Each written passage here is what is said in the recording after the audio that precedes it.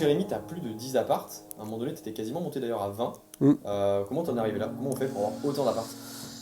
Alors, ce qu'il faut savoir, c'est que moi, j'ai déjà attaqué en 2016-2017.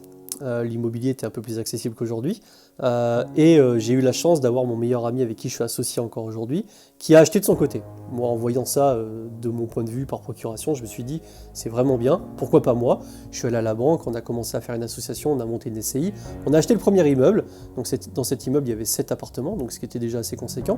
Et puis, petit à petit, de fil en aiguille, en faisant les choses bien, en ayant du cash flow sur tous les lots qu'on achetait, tout simplement, eh bien, on en a acheté un, premier immeuble, et puis un deuxième, où il y avait 5 appartements.